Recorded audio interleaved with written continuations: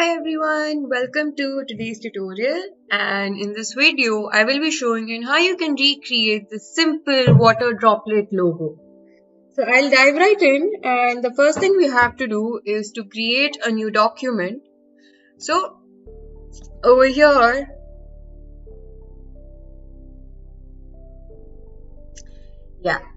over here for this tutorial I will be using this custom size document which is 1000 by 1000 pixels, and I will be renaming this document to be water droplet logo. So as you can see, Adobe Illustrator provides a huge variety of these custom sized documents which are already being preloaded. You're free to choose any size document as you like, but just in case if you want to use the same document size that I'm using, just type in 1000 and 1000 in the width and the height options right here and change the dimensions to pixels. So let's start. Okay, so I would also be using the smart guides in this tutorial, so make sure that it's been switched on.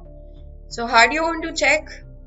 So you can just go to this view options right here, and over here in this drop down menu you can see smart guides. This has been switched on, it's been ticked on, right? So that's that. Okay, the first thing we're going to do is to create the basic shape of a water droplet. Right, so I'll be using this ellipse tool right here, which is right in this drop down menu in this rectangle tool right here. Okay, this one. And for now I do not require the fill, so I'll be using this drop down box and just selecting on this none option right here, and I let the stroke be the way it is, which is black. Okay, so I'll get my mouse right here with say in the center of my document, and I'll be clicking on Shift plus Alt to create a big circle like this. Okay, so once that's done, what I'm going to do is now that I'll be creating a kind of a water droplet shape, this meaning this upper portion right here, right? So I'll be using the pen tool for this, and I'll just get the pen tool about here, approximately over here on this side, and go ahead and then just make this kind of a shape like that, and I click on escape to get rid of the pen tool. So once that's done, what I'm going to do is that I'll select both these options and come over here to this shape builder tool. So if I click on this and take my mouse over on the shapes that we've just created, you can see that the shape builder tool recognizes all these different shapes. So what I'm going to do is that I'll be just clicking on Alt, and you notice that the plus sign changes into minus, and I'll just select this line and go ahead and delete this. I'll zoom in a little, and you see this portion is also made. I'll just go ahead and combine these two like that.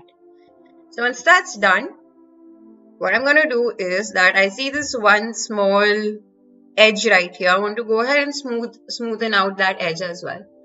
So I'll select this and come over here to this direct selection tool. Select this anchor point, and you see this circle come up, right? Excuse me.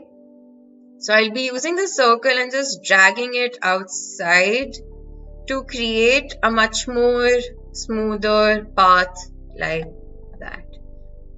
Okay, but I still see that this is not completely smooth as well. There's still some curves that I want to smoothen out. So I'll select all of this, and over here right below this shaper tool is this tool called the smooth tool. I'll select on that and make sure that my object is selected, and just go ahead and then just drag my mouse onto the parts where I want my parts to be smooth, And you can see minor changes have been made. Right, so wherever I am dragging my mouse, that area is now being smoothed out into a much nicer curve. Like that. And I see this one small line. I'll go ahead, delete that. Okay. So once that's done, we can just go ahead and make these different segments in our droplet shape. Right, so that's also really easy to do. So I'll be using the pen tool again and just start by making these kind of shape like that. Click on the escape tool to get rid of the pen tool. And yeah. Okay. So once that's done, we'll be making multiple lines onto our droplet shape. Right, so you can just use the pen tool and just create similar curves. It's up to you how many curves you want to make. And just one more like that. And that looks pretty nice. Right, so I want to just get rid of the lines which are coming out of my shape. Right, so to do that, I'll be selecting my shape, all my shapes again, and coming back here to this shape builder tool. Right, so I'll be clicking on Alt and then just dragging the mouse outside right across my lines to get rid of the excess lines like this. Okay, so once that's done, and you can see that now the shape builder tool recognizes all these different shapes into different segments. Right, so now we can go ahead and add in individual colors in all these extra parts. Right, so in order to do that, I'll be clicking onto my double clicking onto my fill over here, and I'll be using certain color codes. So the topmost portion will have the really light shade of light blue, and then it's going to go and become much more darker by the time it reaches this end point right here. Right, so the first color code that I'll be using, you might want to also type out these color codes. The first one is going to be C4DFE6. And if I click on OK, and I'll just click onto my first shape right here, you can see that a really nice light shade of light blue is being made. Now similarly, I'll be adding much more different colors over here. So I'll come back here to this fill tool again and type in my second darker shade, which is going to be 90AFC5, and clicking onto it like that. So let's keep going. The third one is going to be 66A5AD, and like that. Come back here. Fourth one is going to be 336B87, like that.